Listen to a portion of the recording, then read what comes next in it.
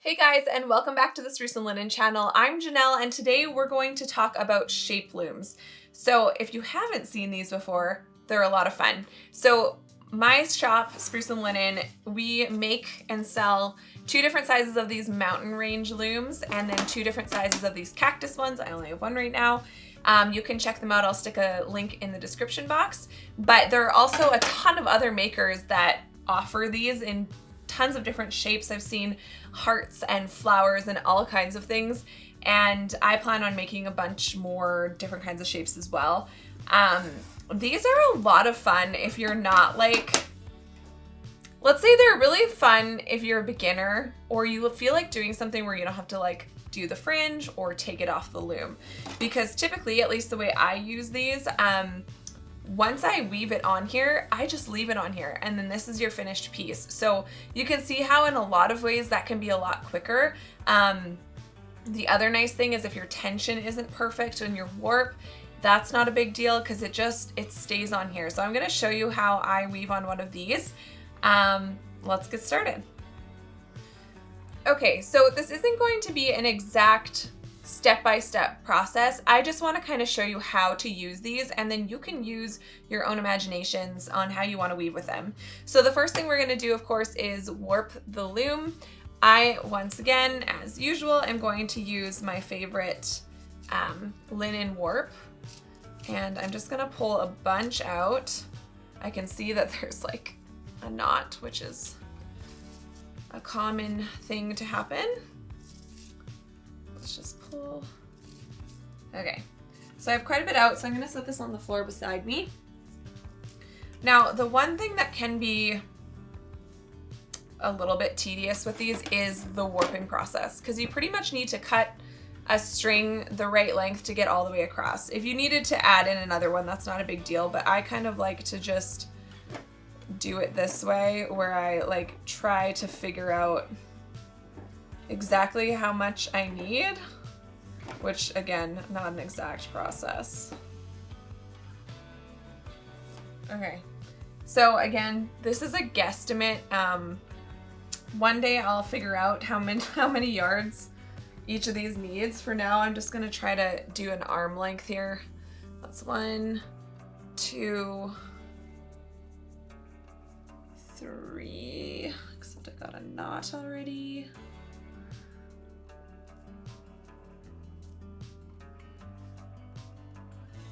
Okay, we've got 3, 4, 5 arm lengths. Okay, so I'm gonna do 5 arm lengths, and then we're gonna see if I have an excessive amount left afterwards. All right, so the first thing I'm going to do is my overhead knots, and you're gonna kind of want to tie a bunch of these to get a big enough knot that it won't go through one of the holes. All right, so I can't speak for all frame looms on this, but our frame looms, you're going to need a much smaller darning needle than something like this. Like this isn't gonna fit through the hole. You're gonna need something like this.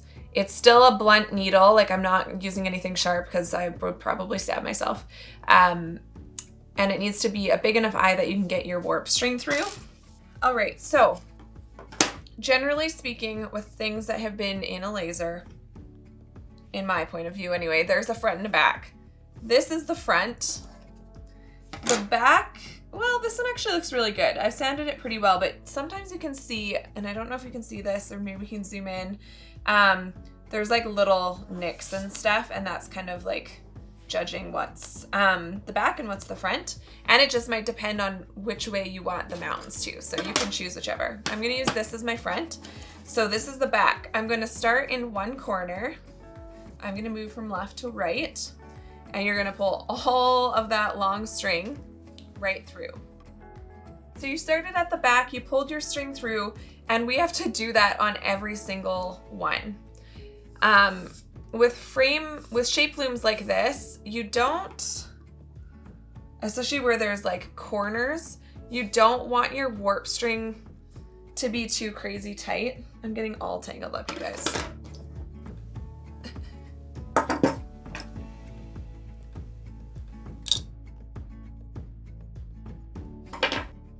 All right, so we've got from here to here.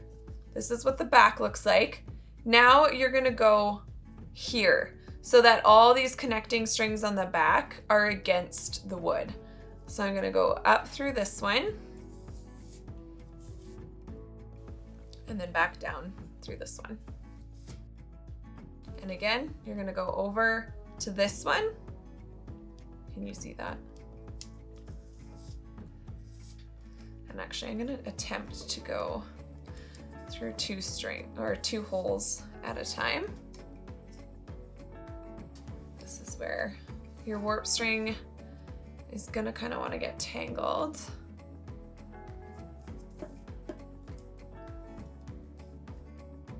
And don't worry about getting your tension even right now. You can always do that later. I usually pull on it, but you can always tighten it up later. So again, we're going over to this string, up through that one, down through this one. What's interesting about making these videos is the fact that this is literally the only time that I weave in silence. I don't know about you guys, but I am an avid Netflix and YouTube watcher.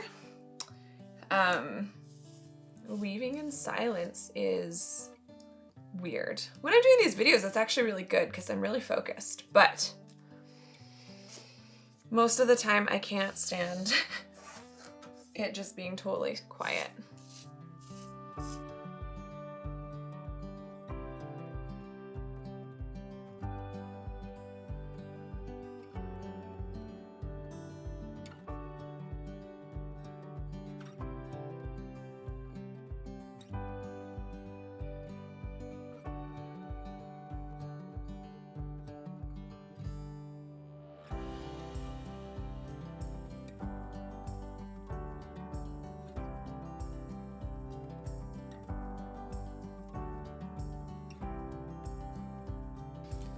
Thank God for speed ramping, because this is like not interesting to watch.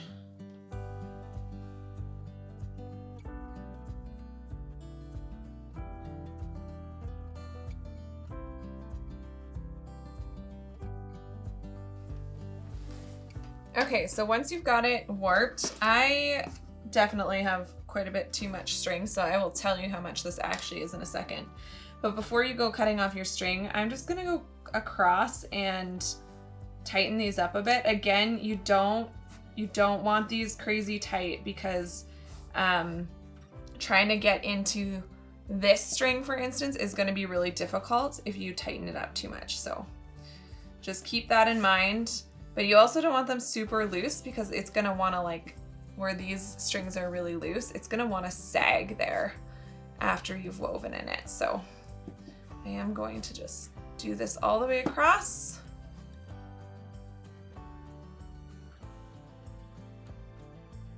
Okay, so once you have this all tightened up, you can flip it around and you're just gonna tie a knot. I'm just gonna go over to this last loop here and just get this knotted up. Well, it's already just knotting up on its own. So you're gonna pull that tight, and then you're just gonna loop it around and just knot that and then cut it off. Okay, so I'm gonna tell you how much string I have left, so hopefully you don't use quite as much as I did that you just don't need. So I did 5 lengths, and I have, so I would say 4 arm lengths, and my arm lengths are short, keep that in mind.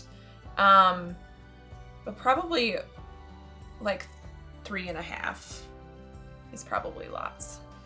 Okay, so now we get to move on to the fun part. All right, so I've got quite an array of materials here. Well, not really, I guess there's 3 different things. So we have some merino. This is Corriedale. It's a really nice heathered color. We've got this chunky merino yarn and this beautiful, it's kind of like roving in a way. It's unspun yarn, I guess, essentially. And it is from, I feel like I don't have the end here. This is from Briggs & Little. They're out of New Brunswick.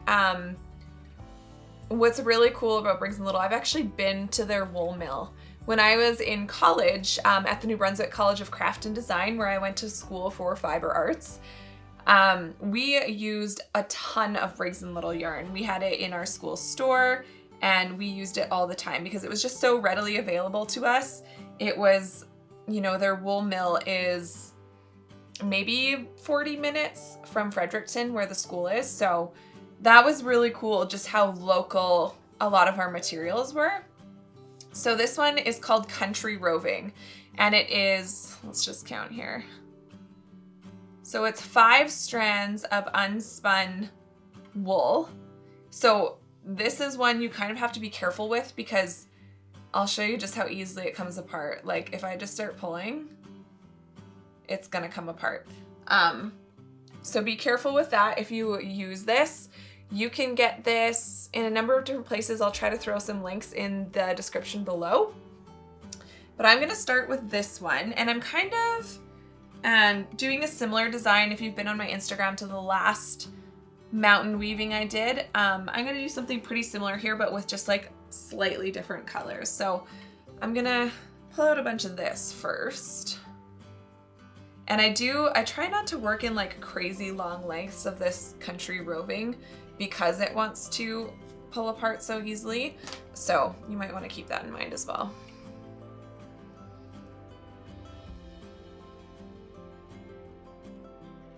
This is also where certain needles, this one barely fits. Certain needles might be a little bit tight going through some of those shorter spans.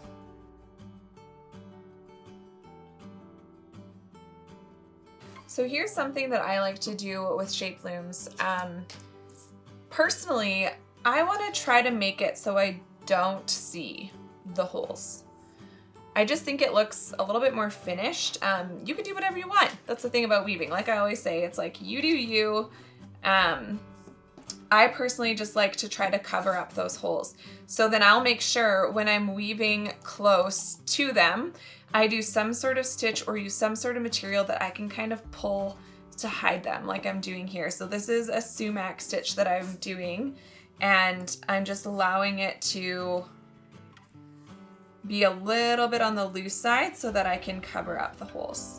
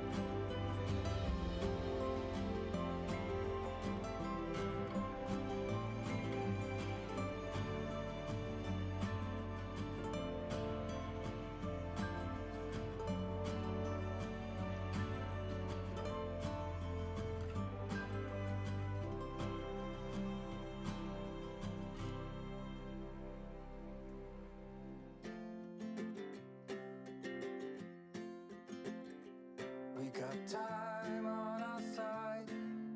We're in a state of hope.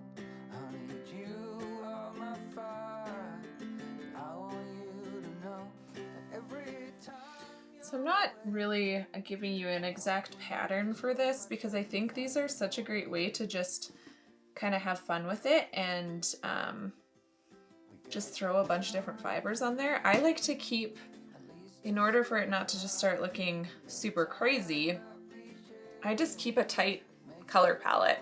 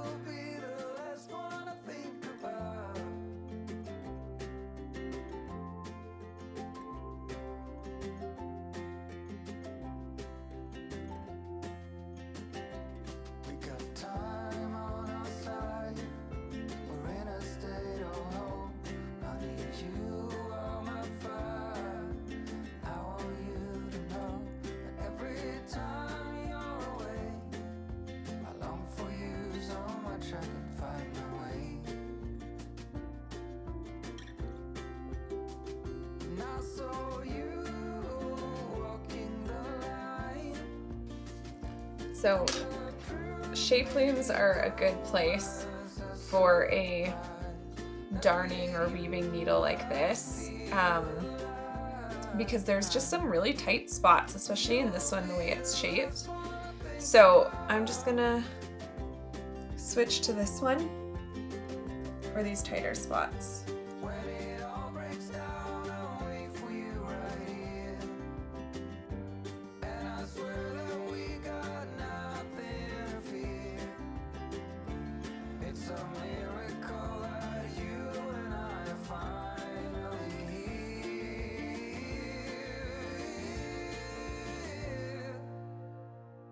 I saw you walking the line, and the truth may come as a surprise.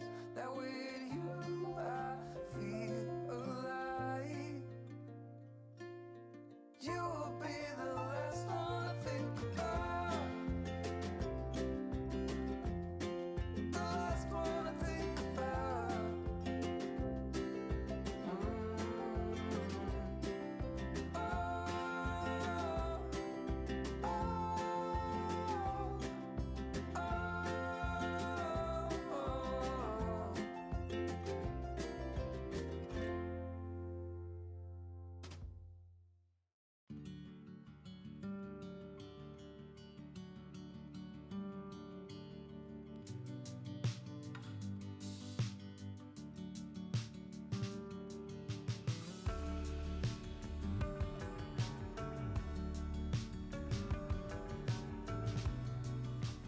Okay, so I have finished weaving on this little frame loom. As you can see, you can do kind of whatever you want. I just went kind of random, although it kind of looks like there's a little bit of stripes going on. But you can see how you can kind of do whatever you want, and that's why they're fun. And then you have this ridiculousness at the back.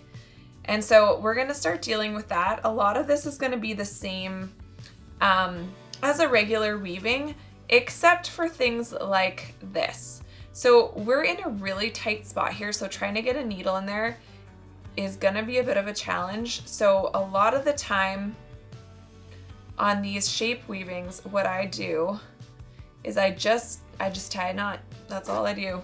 And I just go back to the front, move that to where I want it. Typically when I make these, I like to, when I'm all finished, glue a backing onto here so you don't see all of this.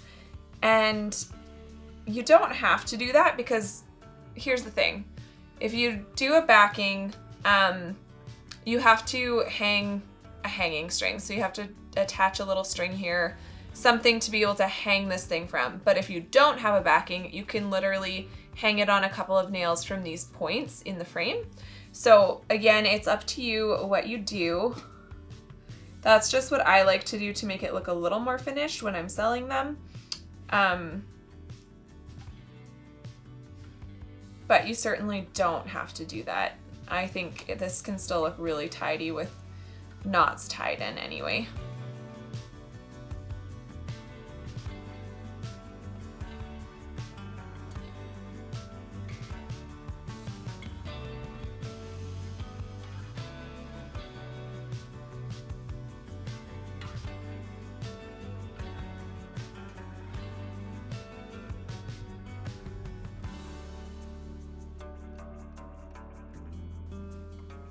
I also think this would be a good project to do with kids if they're weaving for the first time, especially because, well, one, these little tight spaces wouldn't be a big deal for a kid with small hands, obviously. And another, the finishing process is just so much simpler that it just might be a good place to start.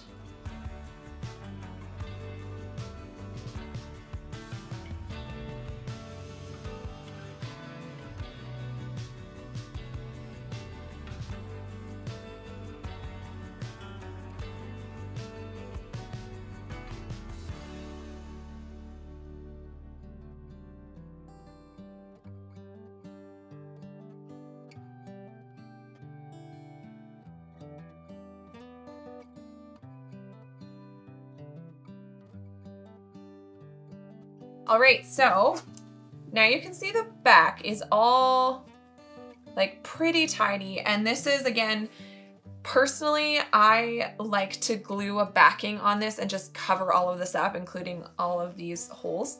But you don't have to do that. This could be it. You can hang it from here and then you're done. The front, we got a little smushed here, so let's pull that out. And again, I just like to leave everything kind of loose so I can go back and just move everything around to cover those holes the best I can. I don't think if they stick out a little bit, it's bad, or completely. Like, I've seen lots of weavings where they are sticking out. But this is just my personal preference of finishing it the way I like. And that's it. That is weaving on a shape loom. It's very easy. As you can see, we don't have to, you could add fringe, you could have done that.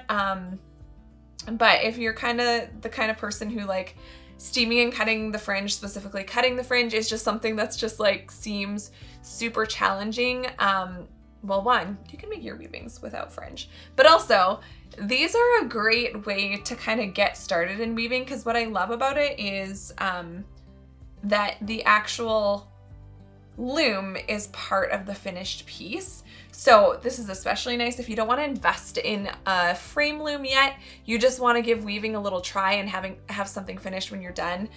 This is a great thing to try out, and I encourage you to do so. I will link to our shape looms in the description box below. I would love to hear what other shapes you'd like us to make. So if you want to throw that in the comments, that would be fantastic. And again, like I said, there's tons of people making shape looms, and there's all different kinds, rainbows, what else, flowers, like I said, all kinds of things. They're a lot of fun, and I hope you'll try them out. And I was thinking, you guys, I really think we need a hashtag to use specifically on Instagram for when you guys try out some of these projects I'm showing you on the YouTube channel. So if you have an idea for what that hashtag should be, also throw that in the comment box below. And if you like this video, please click that like button, subscribe, and hit the bell to get notifications when I post new videos. Thanks so much for watching, and I'll see you on the next one. Here's my clap. 1, 2, 3. That was a better clap. Okay.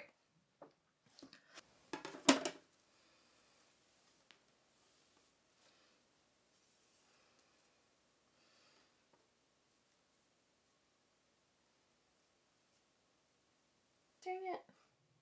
My string is stuck in the tree.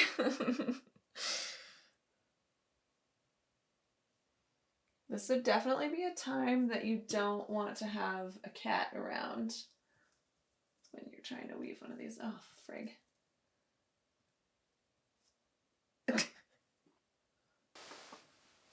I think we're done.